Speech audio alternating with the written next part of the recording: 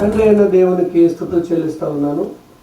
ప్రణాళిక టీవీ వీక్షకులకు, సత్యాన్వేషులకు క్రీస్తు ప్రభు నామములో ప్రత్యేకమైన వందనాలు. ఈరోజు ప్రేమ అనే అంశం మీద మనం మాట్లాడుకుందాం. ఈ ప్రేమ అనే ఈ 2 అక్షరాల పదం మనందరికీ పరిచయమే, అందరూ దీన్ని అనుభవించిన వాళ్ళమే. కనుక ఈ ప్రేమ అనేది ఎలా అపార్థం చేయబడుతుందో, ఎలా ఆవేశాలకి, ఉద్రేకాలకి దారి తీస్తుందో మనందరికీ తెలుసు. కనుక ప్రేమ అనగా నిజమైన ప్రేమ ఎలా ఉంటుంది, ప్రేమలో ఎన్ని రకాలు ఉన్నాయి. ఎందుకంటే ఇది అన్ని ప్రేమలు ఒకలాంటి ప్రేమలు కాదు. కారణం ఏంటంటే దేవుని ప్రేమ వేరు, ఇది ప్రతిఫలాన్ని అపేక్షించిన ప్రేమ. అలాగే తల్లిదండ్రుల ప్రేమ వేరు, భార్య భర్తల ప్రేమ వేరు, అలాగే మరి స్నేహితుల మధ్య, సహోదరుల మధ్య ఉండే ప్రేమ వేరు. ఒకవేళ ప్రేమలో ఆ పరిధి ఒకవేళ వేరుగా ఉండొచ్చేమో కానీ దాంట్లో ఉన్న వాస్తవాలు ఒకలాగే ఉంటాయి. అందువల్ల ఈరోజు ప్రేమ అనే అంశం మీద మనం కొద్ది నిమిషాలు ధ్యానించుదాం. కొరింథీయులకు రాసిన మొదటి పత్రిక 13వ అధ్యాయం 13వ వచనంలో ఒక 3 అంశాల గురించి అక్కడ గ్రంథకర్త తెలియపరుస్తూ ఉన్నాడు. ఏంటి అంటే, కాగా విశ్వాసము, నిరీక్షణ, ప్రేమ, ఈ 3 నిలుస్తాయి. ఈ 3ట్లో ఏది శ్రేష్టమైంది అంటే ప్రేమ శ్రేష్టమైంది అని చెప్తా ఉన్నాడు పౌలు గారు. అలాగే మరి మార్కు సువార్తలో 12వ అధ్యాయము 29వ వచనం నుండి 31వ వచనం వరకు మనం చదివితే అక్కడ 2 ఆజ్ఞలు మనకు కనిపిస్తున్నాయి, ప్రధానమైన ఆజ్ఞలు. ఆ 2 ఆజ్ఞల్లో ఏముందంటే ప్రేమ ఉంది. అక్కడ ఏమంటాడంటే, నీ దేవుడైన యెహోవాను, అంటే అక్కడ ప్రభు అని రాయబడి ఉంటుంది. ప్రభు అనే అక్షరం పెద్ద అక్షరాలతో ఉంటుంది. పెద్ద అక్షరాలతో ప్రభు అనే మాట కొత్త నిబంధనలో ఉంది అంటే దేవుడైన యెహోవా గూర్చిన మాటని మనం గమనించాలి. కాబట్టి నీ ప్రభుని పూర్ణ హృదయంతో, పూర్ణ ఆత్మతో, పూర్ణ వివేకంతో, పూర్ణ బలంతో ప్రేమించాలి. ఇది మొదటి ఆజ్ఞ, అంటే మొదటి ఆజ్ఞ, ప్రధానమైన ఆజ్ఞ. ఇక 2వ ఆజ్ఞ ఏంటంటే, నిన్ను వలె నీ పొరుగువారిని ప్రేమించుట. ఈ 2 వాటిలో ఏముందండి? ప్రేమ ఉంది. కాబట్టి దేవుని ప్రేమించడం, నిన్ను వలె నీ పొరుగువారిని ప్రేమించడం అనే దాంట్లోనే ధర్మశాస్త్రంతో ఇముడి ఉందని రోమపత్రికలో చెప్తాడు. అందువల్ల సోదరులు, ఇది ప్రేమ అనేది చాలా ప్రాముఖ్యమైన అంశం. ఇది మనం అందరం ధ్యానించవలసిన అంశం. దేవుని ప్రేమ, సహోదర ప్రేమ, భార్య భర్తల ప్రేమ, తల్లిదండ్రుల ప్రేమ. ప్రేమతత్వం గురించి బైబిల్ బోధిస్తుంది. యేసు ప్రభు వారు ప్రేమతత్వాన్ని బోధించారు. అందువల్ల మరి ప్రేమ అనేది చాలా మన జీవితాల్లో చాలా ప్రాముఖ్యమైన అంశంగా మనం భావించాలి. ప్రేమ లేకపోతే ఈ సృష్టిలో ఏమీ లేదండి. అందువల్ల ప్రేమ అనే అంశం మీద ఈరోజు మనం ఆలోచించబోతున్నాం. దేవుని ప్రేమ, దేవుని ప్రేమ, దేవుడు ప్రేమ స్వరూపి. ఆయన స్వరూపంలోనే ప్రేమ ఉంది. దేవునికి ప్రేమ స్వరూపి అనే ఒక మాట ఉంది. ఆయన ప్రేమ స్వరూపి. మనం దేవుని స్వరూపము చేతను, దేవుని పోలిక చేతను చేయబడ్డ వాళ్ళు. కాబట్టి మనలో కూడా ఏమి ఇచ్చాడు దేవుడు అంటే, తనకు ఏదైతే ఉందో అదే లక్షణాన్ని మనలో కూడా పెట్టాడు. మనం కూడా ఆయన ప్రేమ స్వరూపి. అలాంటి ప్రేమనే మనం కూడా మన బాడీలో ఇన్బుల్ట్ అయి ఉంది. అందువల్ల ప్రేమ లేని మనిషి లేడు అని చెప్పొచ్చు. కానీ ఆ ప్రేమను ఎలా వ్యక్తం చేయాలో అనేదే తాత్పర్యం. కాబట్టి యోహాను రాసిన మొదటి పత్రిక 4వ అధ్యాయము 7 నుంచి 8 వచనాలు మనం చదివినట్లయితే, దేవుడు ఎలాగనగా ప్రేమ దేవుని మూలంగా కలుగుచున్నదని చెప్తూ, దేవుడు ప్రేమ స్వరూపి. ప్రేమకు మూలం ఎవరంటే దేవుడే. ప్రేమ దేవుని మూలంగానే కలుగుతుంది. కనుక దేవుడు ప్రేమ స్వరూపి. ఆయన స్వరూపం ప్రేమ స్వరూపం. ఆయన స్వరూపంలో మనం సృష్టించబడ్డాం. కావున మన నిర్మాణంలో ప్రేమతత్వం ఉంది. వేటిని ప్రేమించాలో, వేటిని ద్వేషించాలో దేవుడే తన గ్రంథంలో తెలియపరిచాడు. ప్రేమకు వ్యతిరేక పదం ద్వేషం. అంటే ప్రేమ కలిగిన వాడు ద్వేషం కూడా కలిగి ఉంటాడు. అంటే దేన్ని ప్రేమించాలి, దేన్ని ద్వేషించాలి. అంటే ద్వేషం పెట్టిన దేవుడే కదా అని మనుషులందరినీ ద్వేషించడానికి అవకాశం లేదు. మనం ప్రేమించడానికే పుట్టించబడ్డాం, మనం ప్రేమించబద్దులై ఉన్నాం అనేది గ్రంథం చెప్తున్న విశేషమైన విషయం. దేవుని యొక్క ప్రేమలో యోహాను సువార్త 3:16 దేవుడు లోకమును ఎంతో ప్రేమించాడు, కాగా తన అద్వితీయ కుమారునిగా పుట్టిన వాని యందు విశ్వసించి ప్రతి వాడు నశింపక నిత్యజీవం పొందినట్లు ఆయనను అనుగ్రహించినమాట మనకు కనిపిస్తుంది. కాబట్టి యేసు ప్రభువు ఈ భూమి మీదకి రావడం కారణం ఏంటంటే దేవుడు మనల్ని ప్రేమించాడు కనుక. లేకపోతే ఆయన పుట్టించాడు, మనకి ఈ సృష్టిని అంతటినీ అనుగ్రహించాడు. ఒకవేళ మనం ఎలా పోతే ఏంటి, నిలబెట్టుకుంటే నిలబెట్టుకుంటాం, లేకపోతే లేదనుకున్నాడు అనుకోండి, మనం అందరం కూడా మరి నాశనం అయ్యే పరిస్థితులు వస్తాయి. కానీ దేవుడు ఆయన ప్రేమమేడు కనుక, ప్రేమ స్వరూపు కనుక, లోకాన్ని అంతటినీ ప్రేమిస్తున్నాడు కనుక ఈ లోకంలో ఉన్న మనుషులందరి కొరకు యేసు ప్రభు వారిని ఆయన మరి బలిగా అర్పించాడు. మనం నశింపగా నిత్యజీవం పొందినట్లనే మాట కనిపిస్తుంది. అలాగే యోహాను రాసిన మొదటి పత్రిక 4:9-10 మనం చదివినట్లయితే, మనము ఆయన కుమారుని ద్వారా జీవించుటకు దేవుడు తన కుమారుని పంపెను, దీని వలన దేవుడు మన యందుంచిన ప్రేమ ప్రత్యక్షపరచబడిందని మనకు కనిపిస్తుంది. కాబట్టి యేసు ప్రభు వారి భూమి మీద రావడంతోనే దేవుడు మనల్ని అంతగా ప్రేమిస్తున్నాడు అనే విషయాన్ని మనం అర్థం చేసుకోవచ్చు. 10వ వచనంలో, మనం ప్రేమించటమని కాదు, తానే మనల్ని ప్రేమించి మన పాపములకు ప్రాయశ్చిత్తంగా ఉండుటకు తన కుమారుని పంపెను, ఇందులో ప్రేమ ఉన్నది అని చెప్తా ఉన్నాడు. కనుక మనం ప్రేమించామని దేవుడు మనం ప్రేమించట్లా, మనం ప్రేమించకపోయినా మనల్ని ప్రేమించి తన కుమారుని మన కొరకు ఆయన ఈ భూమి మీదకి ప్రాయశ్చిత్తంగా పంపించినట్టు మనం చూస్తూ ఉన్నాం. రోమాపత్రిక 5:8 అయితే దేవుడు మన ఎడల తన ప్రేమను వెల్లడిపరిచెను, ఎట్లనగా మనం ఇంకనూ పాపులమై ఉండగా క్రీస్తు మన కొరకు చనిపోయాను.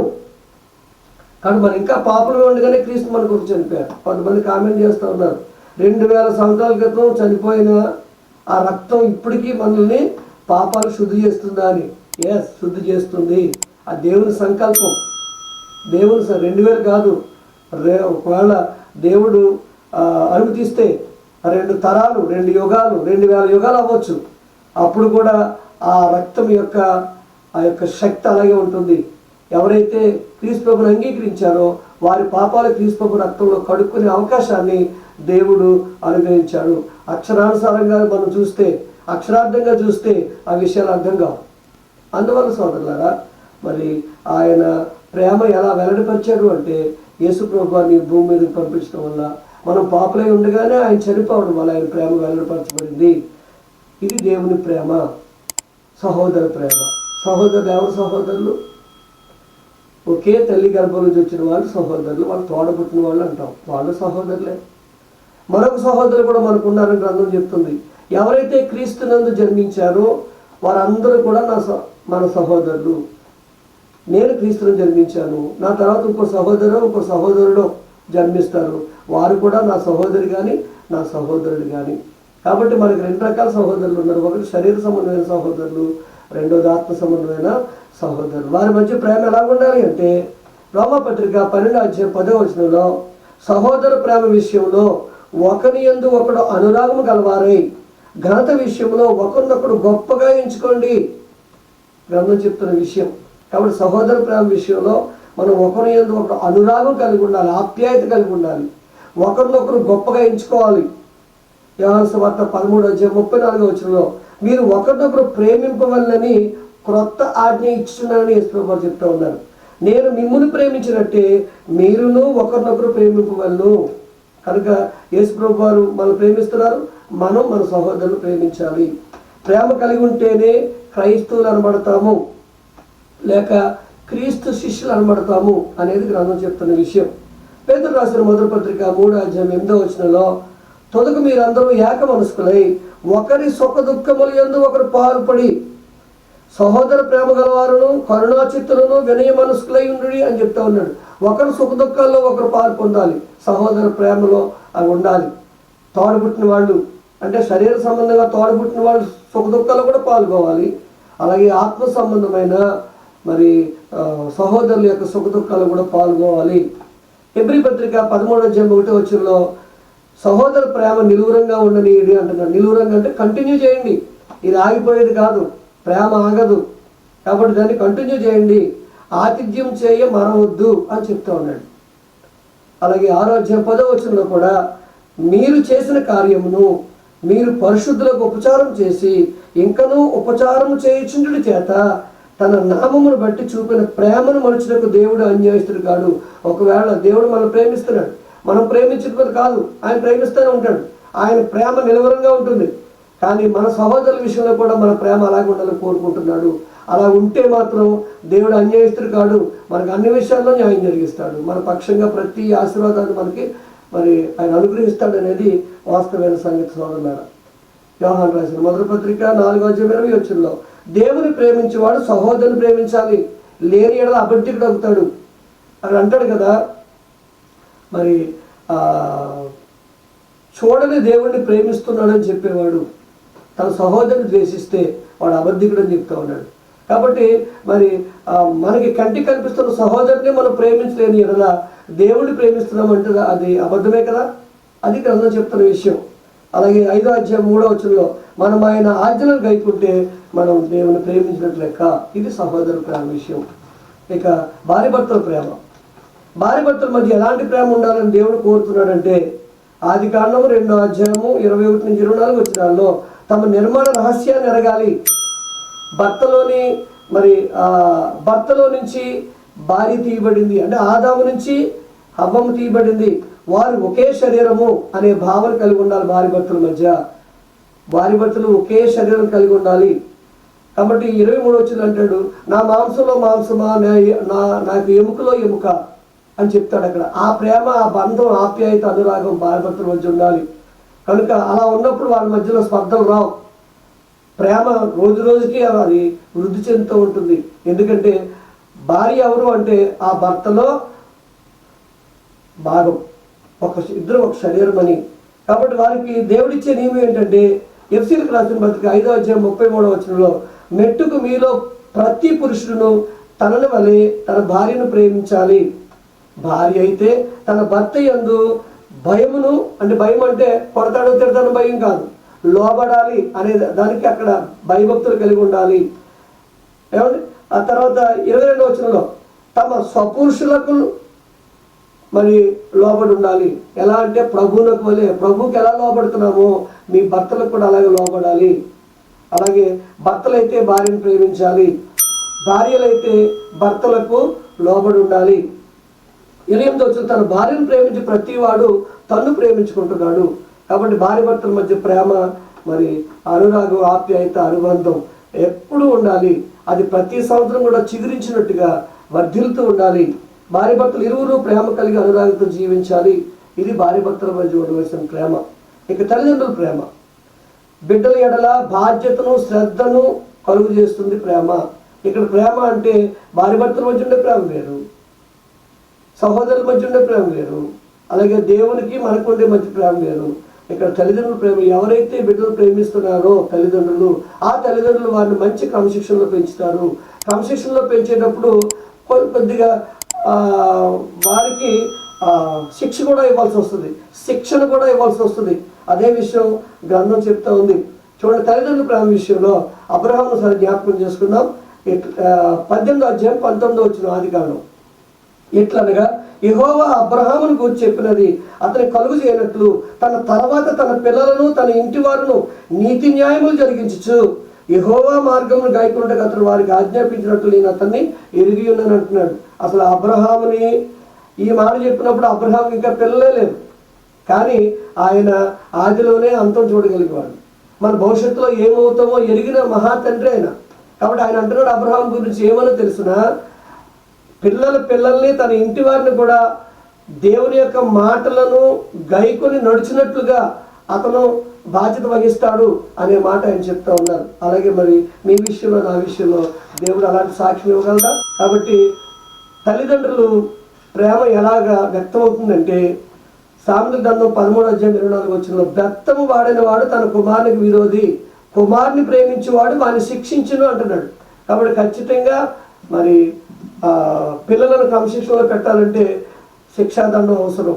అది గ్రంథం చెప్తున్న విషయం. అలాగని చూడండి, సామెతల గ్రంథం 19:18 బుద్ధి వచ్చునని నీ కుమారుని శిక్షించి తప్ప వారు చావాలని కోరుకోవద్దు, చచ్చేటట్టుగా కొట్టకూడదు. రాడ్ ఆఫ్ కరెక్షన్ అంటారు. కాబట్టి అతను తన బుద్ధి మార్చుకోవడానికి తన యొక్క ఆలోచన విధానం మార్చుకోవడానికి, ఒక క్రమశిక్షణలో బ్రతకడానికి తల్లిదండ్రులు నిజంగా కానీ బిడ్డలు ప్రేమించినట్లయితే వారి పట్ల ఎలాంటి బాధ్యత కలిగి ఉండాలి. దేవుడు కూడా మనల్ని ప్రేమించి శిక్షిస్తున్నాడు. హెబ్రీ పత్రిక 12:5-8 ప్రభు అంటే యెహోవా తాను ప్రేమించిన వారిని శిక్షించి తాను స్వీకరించి ప్రతి కుమారుని దండించని చెప్తా ఉన్నాడు. కాబట్టి గ్రంథం ద్వారా దేవుడు తన ప్రేమ తత్వాన్ని బోధిస్తున్నాడు. కావున భూమి మరి మీద మనం జీవించే మనం ఆ ప్రేమను కలిగి ఉండాలి, ఆ ప్రేమను పంచాలి, ఆ ప్రేమమయిని మహిమపరచాలి. అలా ఉండడానికి దేవుడు మనందరికీ సహాయం చేయాలని కోరుతూ నేను ముగిస్తున్నాను ప్రార్థన. సర్వోన్నతుడా, కృప కలిగిన మా పరలోకపు తండ్రి, మరొకసారి మీ పాస్టర్కి వస్తున్నాం నాయన. ప్రేమ అంటే ఏంటో అనేది గ్రంథాన్ని బట్టి మేము చూసాం, ప్రేమ యొక్క నిర్వచనం చూసాం తండ్రి. ఎవరు ప్రేమను ఎలా ఉండాలో చూసాం నాయన. అన్ని విషయాలు కూడా గ్రంథంలో మీరు మా కొరకు పొందుపరిచి వాటిని వివరిస్తూ ఉన్నారు. అందరిని బట్టి మీకు స్తుతులు చెల్లిస్తూ ఉన్నాం తండ్రి. ఇంతవరకు ఓపికగా ఉన్న మా సోదరి సహోదరులను, వారి కుటుంబాలను ప్రత్యేకించి దీవించండి. ప్రతి కుటుంబాన్ని దీవించండి. ప్రతి కుటుంబంలో ప్రేమ, సమాధానం, సంతోషం కలిగేటట్లు మీ కృప ఉంచమని క్రీస్తు యేసు నామమున ప్రార్థించి వేడుకుంటున్నాం తండ్రి. ఆమేన్. సమృద్ధి జీవంబును సమృద్ధిగా మాకిమ్ము, నెమ్మది గల ఇల్లు, నిమ్మళ మగు మనసు ఇమ్మహిలో మాకిమ్మయ్యా. ఇమ్ముగా దయచేయుము, గిన్నె నిండిన అనుభవము. ఎన్నో కుటుంబాల ధన్యులుగా చేయంగా మమ్ములను బలపరచుము. దేవా మా కుటుంబము నీ సేవకే